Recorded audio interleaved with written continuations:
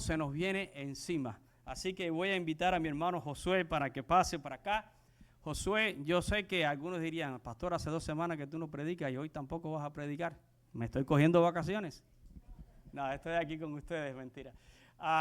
Pero es un gozo para mí, ¿verdad?, en esta mañana poder presentarles a ustedes a mi hermano Josué. Josué es un viejo amigo. En septiembre va a ser exactamente 24 años que ingresamos juntos al seminario allá en Cuba, en Los Pinos Nuevos, y éramos un grupo de jóvenes soñadores que teníamos ganas, ¿verdad?, de hacer la obra del Señor, que Dios nos usara en algún lugar.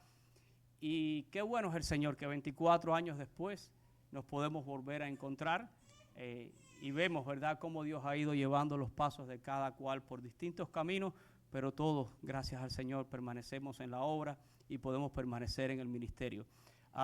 Josué era ya el veterano. El año pasado ellos tuvieron la amabilidad de invitarme. Se recuerdan que estuve en Cuba el año pasado compartiendo allá con ellos la palabra, y para mí es un gozo, hermano, que tú estés aquí en este día. Josué ahora es el presidente de la Convención de Los Pinos, así que ya la generación mía va siendo la que está ahora allí, ¿verdad?, llevando el liderazgo de la obra. Así que siéntete en casa, mi hermano. Esta es mi familia de fe. Esto es lo que Dios nos ha regalado y nos ha permitido. Y mi familia es tu familia. Gracias, mi amado hermano. Gracias. Gracias. Es un gusto, amados hermanos, estar aquí. Agradezco al Señor, al pastor y amigo Feli. Hay algo que recuerdo, quizás no está en su mente de momento, algo que fue significativo para mí, para muchos, en una asamblea allá en Cuba, y creo que estaban parte de las autoridades del gobierno, y se estaba debatiendo la cuestión con el crecimiento de las iglesias. Creo que Félix estaba por una parte de Matanza, San José, y había muchos pastores ya de experiencia, pero en aquel diálogo con las autoridades y ellos, que la iglesia estaba creciendo, que había que limitarla. Y el Señor usó a Félix para compartir una verdad poderosa. Y él, en el diálogo con las autoridades, dijo que el crecimiento de la iglesia nadie lo podía limitar, ni nosotros como iglesia ni las autoridades. Así que la iglesia iba a crecer, no había forma de impedir eso. Así que recuerdo ese momento, gloria a Dios, y la iglesia sigue creciendo. Fue un momento especial de verdad y de valor en el Señor, y eso lo he recordado muy bien. Así que agradecemos al Señor por la oportunidad. No te preocupes, estamos hoy en horario. Ya, gracias. No, trataré ahí de estar en el tiempo. Bueno, gracias a Dios por mi esposa. Hay algunos hermanos conocidos, quizás familia por aquí, pero agradezco a Dios también por mi esposa. Tenemos 4 hijos, 3 nietos, y ya en más de 30 años de matrimonio. Nos casamos muy jóvenes. Yo provengo de una familia de 9 hermanos. Soy el menor de 9, hijo del mismo padre y de la misma madre. Ya voy en 54 años y bueno, agradecemos a Dios por todas sus bondades para con nuestras vidas, que no han concluido ni han terminado.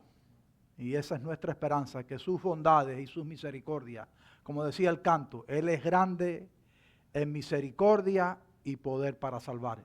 Y que esa misericordia nos siga acompañando en todo lo que nos queda por delante. Y bueno, queremos compartir, y en nuestra responsabilidad allá en Cuba, siempre decimos que, bueno, la responsabilidad ha sido un llamado del Señor, pero lo más importante entre nosotros siempre es que somos hermanos. Ese es el vínculo más fuerte que siempre habrá entre nosotros, más allá de ministerios y responsabilidades. Y hay una unión y un vínculo muy fuerte en la obra preciosa de Jesús. Así que esa es la razón principal por la que estamos aquí. Y queremos compartir la palabra allá en el Antiguo Testamento, donde se tuvo la lectura en el primer libro de Reyes. Estaremos específicamente en un capítulo, pero vamos a dar un recorrido rápido por la vida de uno de esos hombres de Dios, cuya vida es conocida, enseñada a los niños, y fue el profeta Elías. Elías le tocó ministrar o servir unos 900 años antes de Cristo en el reino del norte, donde Acat y Jezabel estaban encargados como reyes. y la nación de Israel vivía un momento de decadencia espiritual. Venía en un detrimento espiritual muy acelerado. Y se debatía en la nación quién era el Dios verdadero, si Baal o Dios. Y Elías llamado en medio de ese momento. Vemos cómo Elías aparece en escena en el capítulo 17. Sin mucha presentación, no hay un currículo anterior que lleve a Elías a ese momento. Elías entra, Dios lo llama para que Elías llevara su palabra. Era definitivo el ministerio de Elías para el futuro espiritual de la nación de Israel. Siempre la iglesia se va a debatir en esas luchas espirituales. Siempre. Y Dios siempre será glorificado a través de aquellos que ha llamado. Y en ese momento tan especial donde Dios llama a Elías, su nombre significó Jehová es mi Dios. Y no siempre Elías tuvo un ministerio fuerte, vigoroso. En la vida de Elías encontramos también, como en la vida de muchos hombres de Dios, algunos de esos momentos de flaqueza espiritual, de sentirse adelgazado espiritualmente. Y básicamente es donde queremos compartir, pero vamos a recorrer de forma breve por la vida de Elías. Jehová es mi Dios. Y también fue conocido como el profeta de fuego.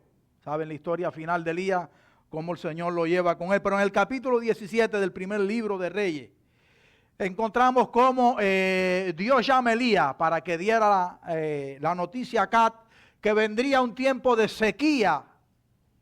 De sequía. Y Baal significaba, o era el dios de la fertilidad, el dios del riego, de las plantas, de las cosechas. Y fue un proceso donde Dios llevó a la nación a comprender que no había más dioses que el Dios de Israel. Y Dios lo llama, y lo primero que hace Dios es llevarlo allí a aquella cueva. Y dice que Dios dio, en el capítulo, Dios dio orden a los cuervos que le llevaran alimento a Elías. Y Elías bebía del arroyo. Y vemos cómo Dios empieza a acompañar y a respaldar todo el tiempo el ministerio y el llamado de aquel hombre, de aquel su siervo. Y muy rápido Elías empieza aquella sequía, desaparece el agua del arroyo y Dios lo lleva a Serepta, donde la viuda. ¿Conocen la historia?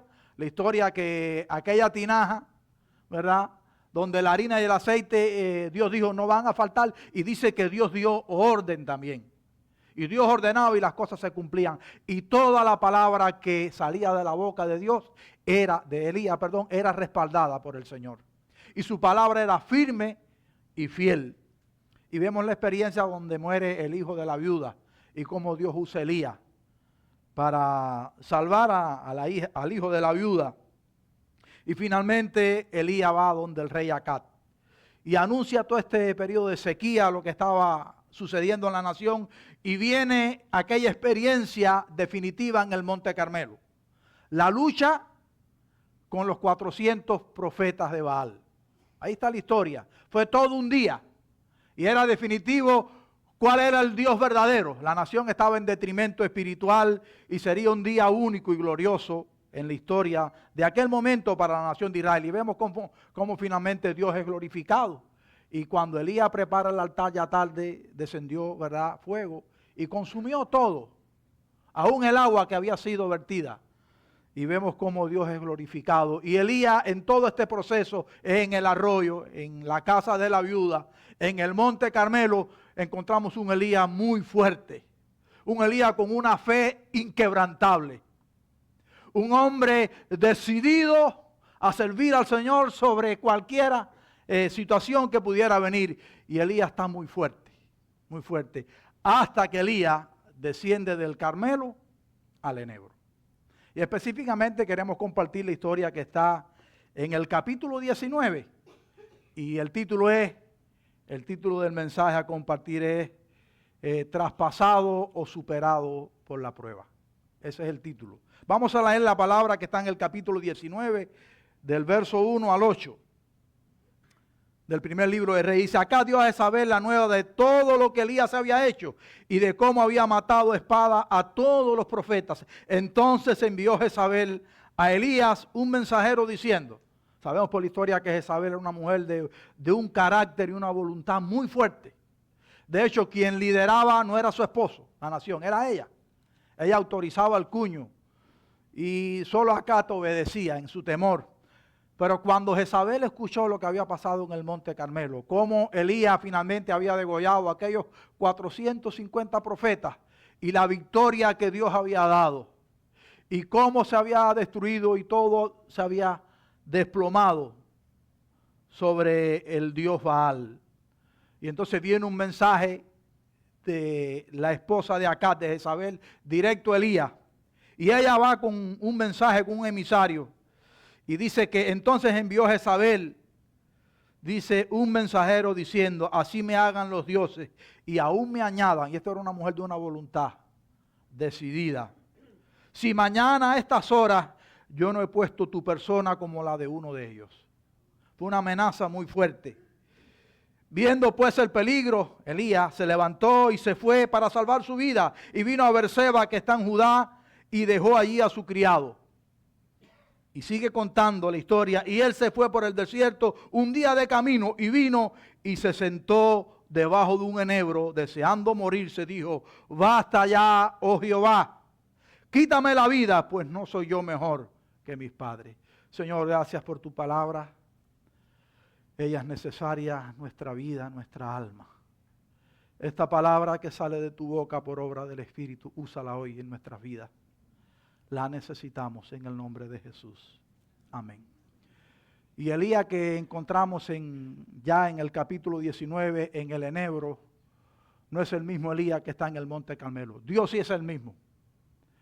Pero ya en el enebro encontramos un hombre con una voluntad quebrantada en la fe. Encontramos en el Monte Carmelo un hombre con un vigor espiritual tan grande, viviendo experiencias preciosas. Y eso pasa muchas veces en nuestras vidas. Hay momentos en nuestra vida donde la fe está fuerte. Estamos tan esperanzados, tan animados, tan enfocados. Y tenemos sueños y anhelos y todo eso es precioso. Y vemos cómo Dios está confirmando. Pero no siempre es así. No siempre fue en la vida de Elías. No siempre fue en la vida de Moisés así. No siempre fue en la vida de David. No siempre fue en la vida de nuestros antepasados. Y no siempre será en nuestra vida. Del Monte Carmelo al enebro. Y cuando Elías desciende un día después, hay un hombre que después de haber terminado con una disputa espiritual muy fuerte, después de haber sido usado y de haber arrastrado a los que estaban allí a una renovación en la fe, y después de haber degollado 450 profetas, está temiendo por las amenazas de una mujer, por su propia vida. ¿Qué empieza a pasar en la vida de este hombre a partir de esta experiencia? Y dice que este hombre fuerte y vigoroso, cuenta la historia, empieza a sentir el temor porque su vida podía concluir bajo la amenaza de aquella mujer. Y dice la historia, viendo pues el peligro. ¿Dónde había más peligro? En el Carmelo allí. Y se levantó y se fue para salvar su vida y vino a Beerseba, que está en Judá, y dejó allí a su criado, y Elías decide ir solo. Y dice, y echándose debajo del enebro, se quedó dormido. Pero antes de quedarse dormido, hay algunas palabras que salen de la boca de Elías que expresan lo que él estaba sintiendo en su corazón. Elías, allí en el enebro, estaba siendo superado por la prueba que estaba viviendo. Hay pruebas que superan nuestro vigor espiritual. Hay pruebas que superan muchas veces en nuestra propia fe. Nunca van a superar a Dios. Pero muchas veces los hombres espirituales son superados por alguna prueba, desde su expresión de fe. Y dice que allí, debajo del enebro, Elías deseó morirse. Algunos creen que había un agotamiento del propio trabajo ministerial. Estaba muy agotado. Eso pasa a veces en la vida de nosotros, en la vida de los siervos de Dios. Viene un agotamiento por el trabajo. Pero parece que Elías, en su temor por las amenazas y pensando que él solo había quedado, que no era así, entonces Elías empieza a tener temor por su vida, y salen palabras muy importantes de su boca que expresan lo que él estaba sintiendo. Era su realidad, era lo que él veía como una realidad. A veces vemos una realidad que no es la realidad verdadera. es fabricada desde nuestra experiencia de temor. Y Elías dijo allí, deseando morirse, dijo, basta ya. Algunos creen que Elías cae en una depresión, como la que tuvo Moisés. ¿Sabe? Fue tanta la carga de Moisés y fueron tantas las quejas del pueblo, que en la experiencia de las codornices Moisés le dijo a Dios, ¿acaso he concebido yo este pueblo? ¿Acaso lo engendré yo hoy?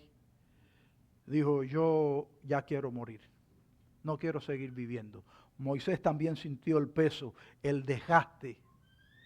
No siempre tenemos esa alegría, ese vigor. No siempre es así. ¿Saben? Hay una experiencia en la vida del rey David. Cuando David derrota a Goliat es un momento glorioso en la nación de Israel.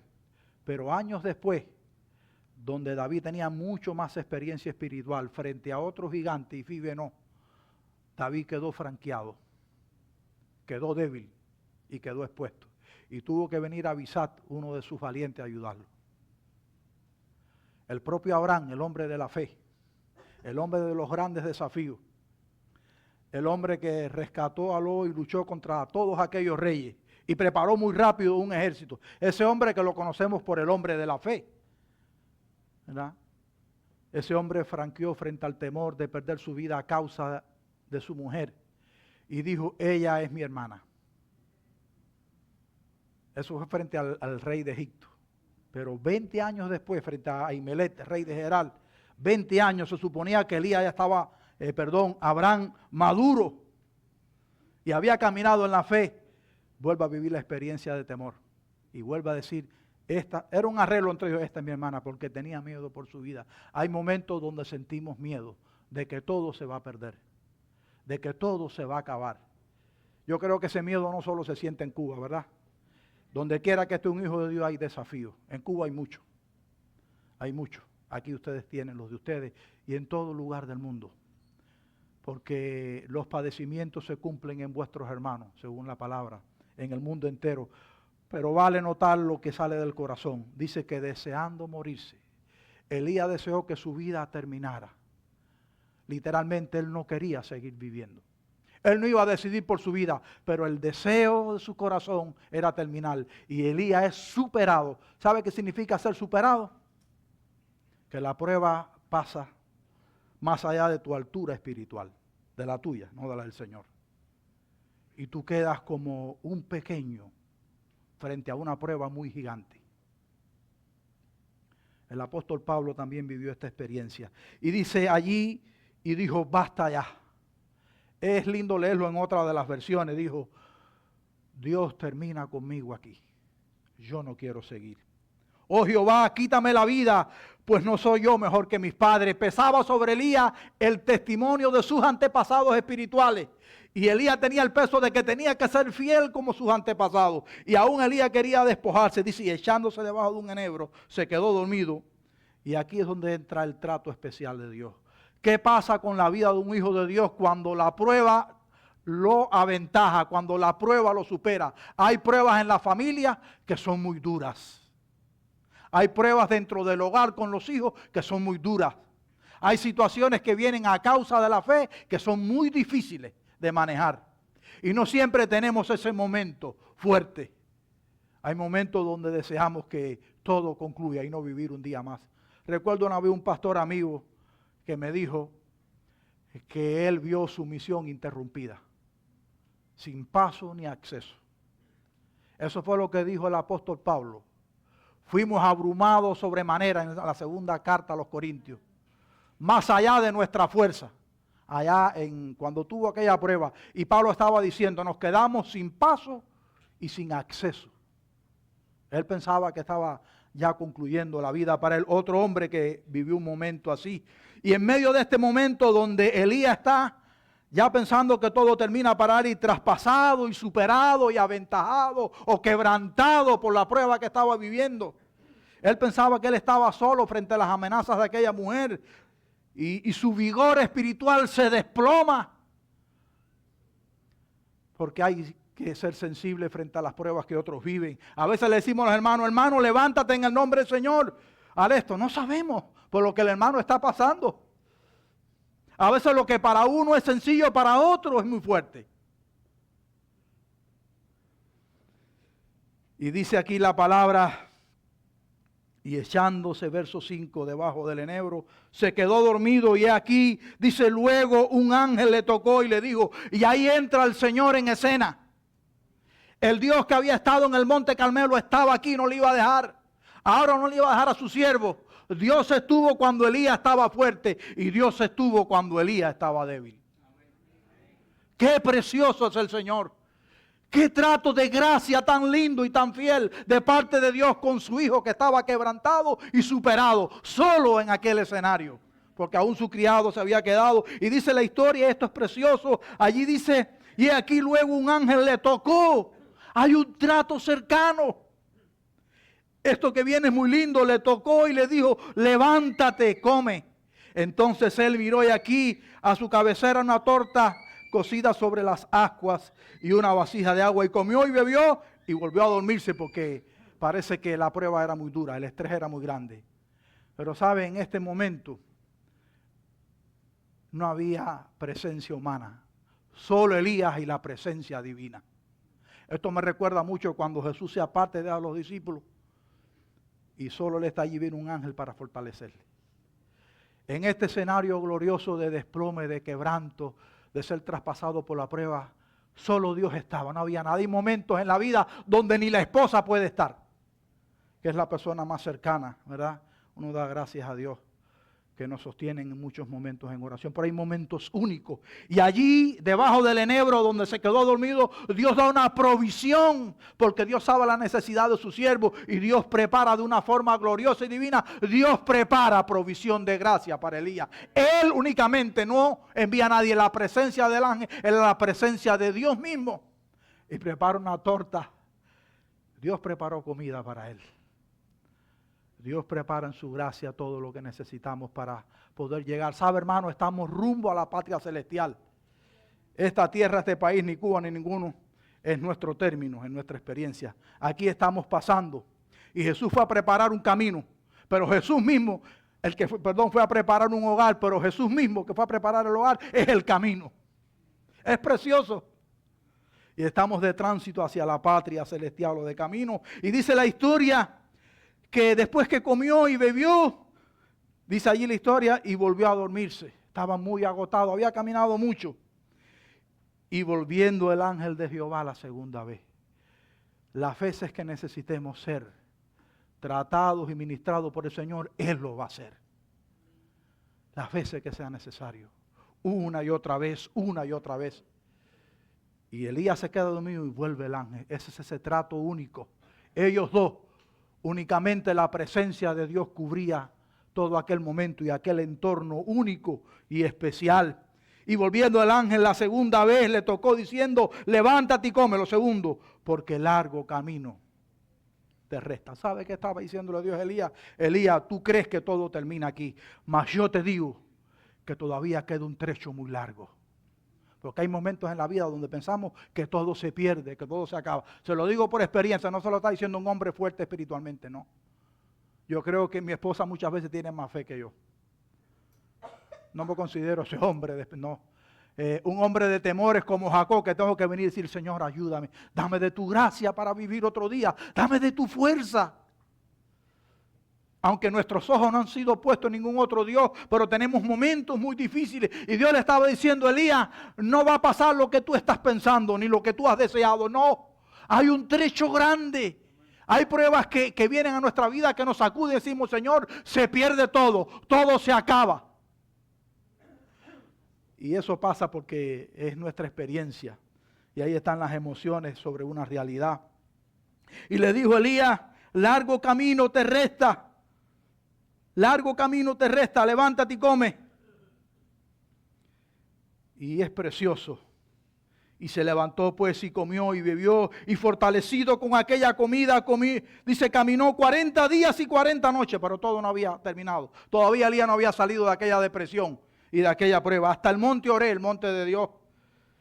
Recuerden que el nombre de Elías significó Jehová es mi Dios. Esto significa en un sentido más profundo que jamás los ojos de Elías fueron volteados hacia otro Dios.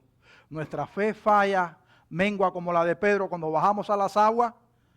No es lo mismo estar sobre el bote que ya en las aguas, en el mar embravecido. Y a Pedro lo admiro en el relato bíblico por eso. Fue el único que tuvo el valor. Pero significa que los ojos de Elías nunca se voltearon hacia Baal, ni aún en su prueba más profundo. Esperaron diciendo, Dios, ten misericordia. Señor, ayúdame. Y allí cuando Elías está traspasado por la prueba y le cuesta salir, pero Dios lucha con él, Dios lucha todos los días. Hay alguien glorioso que es nuestro amado Salvador, según Filipenses, que comenzó una obra única y Él la va a terminar.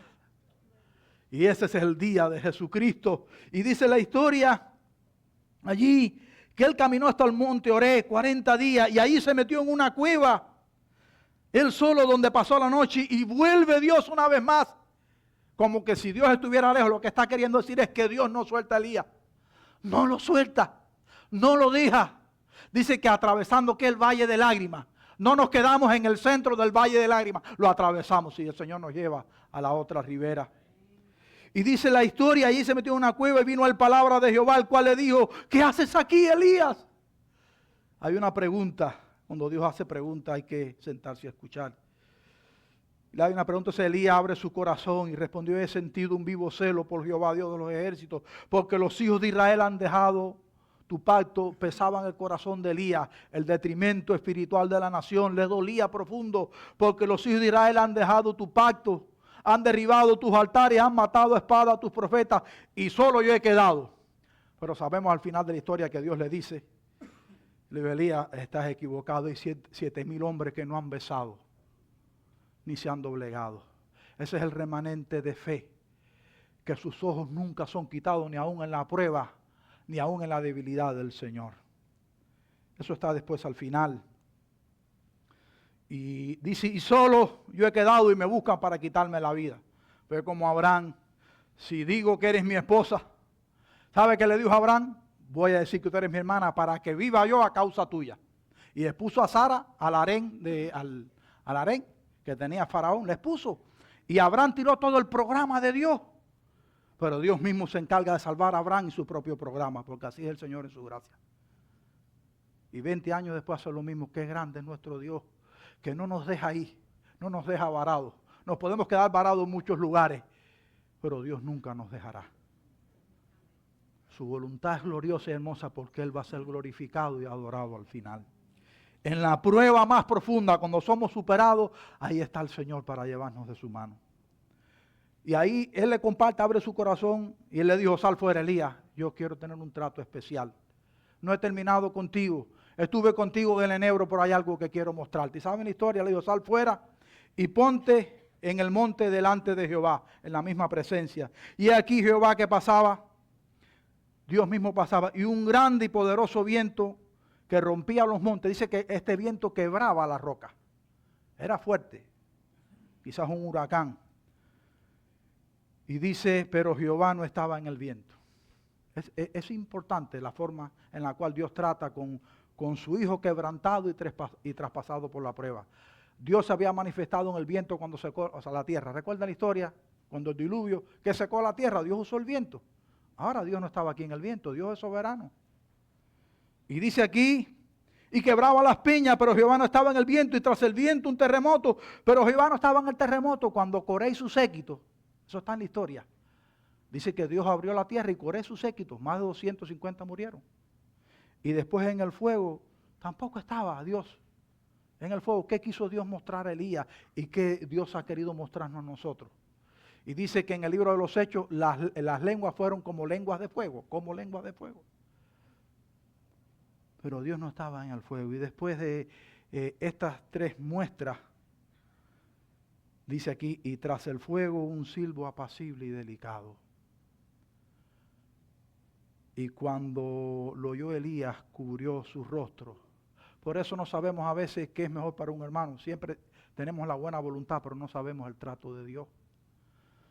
Y cuando Elías escuchó el silbo apacible y delicado, ese trato dulce y suave, cálido y tierno, el silbo apacible y delicado expresa la voluntad perfecta en el trato de Dios para Elías. Dios es soberano. Se había manifestado en el viento, ahora no, ni en el terremoto ni en el fuego. Porque saben, hermano, el silbo apacible y delicado era la medida justa del trato de Dios que Elías necesitaba, porque Dios sabe qué es lo que necesitamos en nuestra prueba más profunda. Qué grande es el Señor que nos conoce y no nos deja. Qué precioso. Y allí en el silbo delicado Elías fue animado. Y Dios le dijo: Elías, largo camino te resta. Yo te he preparado porque todavía te queda algo que hacer. Tienes que ungir a 2 reyes. Y tienes que ungir a tu sucesor, a Eliseo. Así que adelante, que de aquí te saco yo. Si el Señor no hubiese estado con Elías todo el tiempo, quizás hubiesen encontrado el esqueleto de Elías en aquella cueva, en aquel monte. Pero qué grande es el Señor, que cuando estamos devastados, y esa es la enseñanza, estamos derribados. No sé, pienso que algunos aquí quizás estén pasando por eso, o ya hayan pasado o van a pasar. Porque es necesario que a través de muchas tribulaciones entremos en el reino de los cielos. Y los padecimientos se cumplen, y a causa de la fe hay que sufrir. Pasó en nuestros antepasados, nuestra nación vive un momento, Cuba digo, y aquí hay hermanos de otras nacionalidades, pero en el mundo entero. Y mientras más se acerca el momento de la llegada del Señor, más se estrecha. Pero Dios es fiel en cuidar nuestra vida. Dios cuidó, Dios estuvo en el monte Carmelo, allí, donde vemos un Elías glorioso y esplendoroso. En el Enebo vemos un hombre deprimido y desplomado. Allí estaba el Señor. Dios es fiel. Y queremos terminar con Romanos 8:28. Tan preciosa la palabra del apóstol Pablo. Romanos 8, verso 35. ¿Puede haber algo más grande que el amor de Dios? ¿Quién nos podrá separar del amor de Cristo? Y es lindo leer esto en otras versiones. ¿Sabe? La pregunta que se espera es no. Hay otras preguntas que se hacen y la respuesta es no.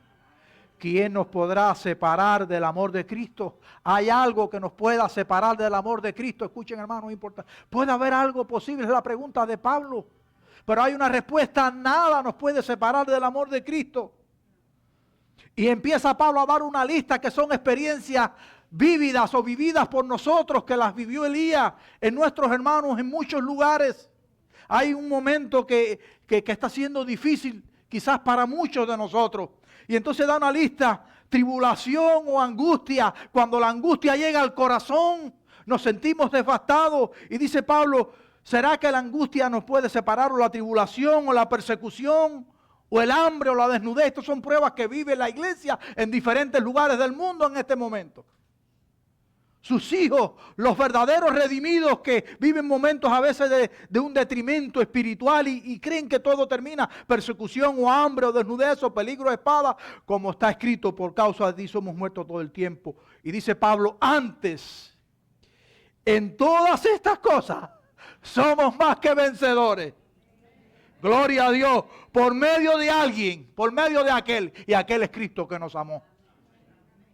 No hay nada que nos pueda separar. Y dice Pablo: por lo cual estoy seguro, estoy convencido, tengo convicción profunda, que no hay nada en este mundo que me pueda separar del amor de Dios. Dice allí Pablo: ni la muerte, que fue lo que Elías temió, lo que temió Moisés y lo que temió Abraham, y lo que temes tú y temo yo muchas veces, que todo termine de un momento. Tener 4 hijos, tener nietos, 2 o 1, tener familia, gente que amamos, requiere a veces momentos muy difíciles, que a veces no compartimos con muchos. A nosotros, cuando vino la COVID, a nuestra familia nos dio allá la COVID 3 veces. Después vino, y nos dio el dengue no sé cuántas veces. Y después vino para mí una infección respiratoria, que ahí yo sí creía que me iba a morir de verdad. Y cogí y dije: Señor, yo no quiero morir, yo quiero ver a mi familia más tiempo. Y sentí miedo, mucho miedo de morir. Miedo de morir. Por medio de aquel que nos amó, dice Pablo: por lo cual estoy seguro. Qué convicción tan profunda de que ni la muerte ni la vida. Fíjense, porque esta lista no tiene que ver con la primera, esto es más profundo. Ni ángeles ni principados, ni potestades, cosas contra las cuales a veces luchamos nosotros, los hijos de Dios, y quizás luchas tú. Dice: ni lo presente ni lo que estás viviendo ahora. Elías tuvo su presente. Nosotros lo podemos tener. ni lo presente. No sé qué lucha estás teniendo, Dios sabe, yo no conozco. Estoy seguro que muchos de nosotros estamos atravesando por alguna batalla espiritual donde nos sentimos agotados, decimos, Señor, no tengo fuerza, ayúdame, no tengo ánimo. No tengo ánimo, solo puedo decir como aquel, Dios, ten misericordia de mí. Como gritaba aquel, Señor, ten misericordia de mí. El día que pedimos misericordia es un día bueno porque reconocemos que nada somos y Él lo es todo.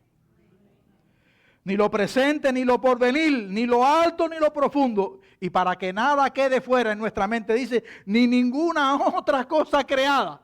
No hay nada en este mundo, aún lo desconocido para ti, que te pueda separar. En el amor de Dios vivimos. Y el amor de Dios es muro de contención. Allí subsistimos. Y allí se cumplirán los propósitos gloriosos de Dios para nuestra vida, aún en los momentos cuando las pruebas nos traspasan. Señor, gracias, amado Jesús. Perdónanos y ayúdanos, porque nos sentimos muchas veces débiles, enflaquecidos como Elías. Gracias por tu presencia única, donde nadie más entra. Solo tú. Hay momentos en la vida donde solo tú, Señor, puedes estar con nosotros. Señor, pedimos que nos ayudes y nos dé fuerza. Aumenta nuestra fe para creer en ti, Señor. Gracias por ese trato de gracia y de misericordia único. Ese trato cálido. Ese trato directo a nuestra fe y nuestro corazón que solo tú puedes tener. Gracias porque las veces que seamos investidos por la prueba, tú estarás para levantarnos una vez más. Gracias porque tienes planes futuros. Señor, perdóname porque yo también he sentido ese peso de prueba. Ayúdanos, Señor. Bendice acá la congregación. Aquí tú sabes los corazones que están aquí, Señor. Quizás algunos mitigados por la prueba. Mas, amado Jesús, precioso Señor, fortalece en tu espíritu y por medio de tu palabra nuestra fe. Gracias en esta hora por tu preciosa palabra. En el nombre precioso de Jesús oramos. Amén.